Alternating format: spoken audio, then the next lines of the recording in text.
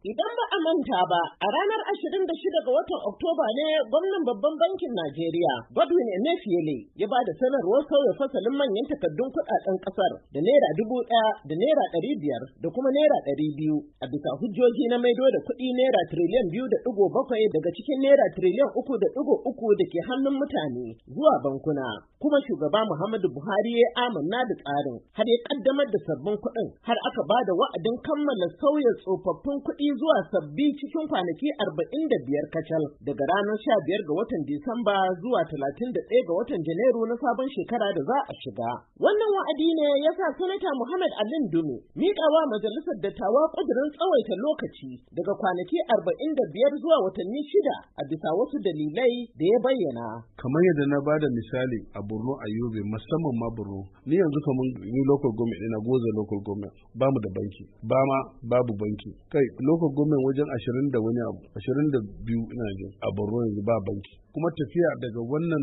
local government zuwa wancan local government akwai wani ma wanda sai kai awa 4 ko 5. To idan war haka ba su da shi kuma nan da sati 4 ana cewa an baka canja kuɗin ba shikenan asara ya kama ka. Kuma muna da wannan experience a 1984 da aka yi haka aka zo aka yanke lokaci. Talakawa ne suka sha wahala. Shi kuwa ƙwararre a fannin tattalin arziki na ƙasa da ƙasa, Shu'abu Idris Miƙati ya tsokaci cewa babu shakka za a iya samun wata dama watakila maimakon a ce an rufe kofar canjin nan a ran 31 ga watan Janairu na sabon shekara da za mu shiga nan da 'yan kwanaki, ana iya samun dama a ƙara kwanaki don a samu sauƙi. Saboda su kansu babban bankin Najeriya sun fito suna maganan cewa sabbin kuɗaɗen da aka buga ba a buga su da yawa ba, an samu kuma akasi wajen rabon su a kai su lunguna. Kin ga ashe tunda an ɗan samu akasi, watakila wannan ya sa su ɗan canza salo kuma su ji tausayin talakawa, musamman 'yan uwanmu da suke ƙauyuka da lunguna inda babu banki.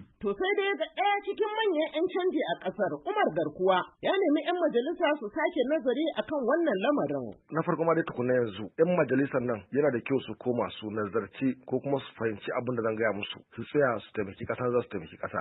Batun maganar buga kuɗi tukuna, su je su nemi cewa a ba su bidiyo inda aka buga kuɗin Najeriya tukunna, su kalli bidiyo an buga kuɗi kamar yadda aka saba buga kuɗi. 'Yan wankiya sun riga sun ɗauki mataki ko kuma sun shiga cikin babban bankin Najeriya. Maganar gaskiya an riga tsinci kai cikin wani yanayi ne kawai. In za su fito su faɗi gaskiya ko kuma su fahimci gaskiya, a zo a ce 'yan ƙasa wannan magana ce 'yan damfara, kuma sun samu kuɗin da suke bukata, kuɗin su ya biya. Babban bankin Najeriya ya fitar da sanarwa cewa zai ɗauki muhimman matakan wayar da kan jama'a a shiyoyi 6 na ƙasar, musamman a yankunan karkara, kasuwanni da al'ummomi da ba a kai musu manufofin batun farko.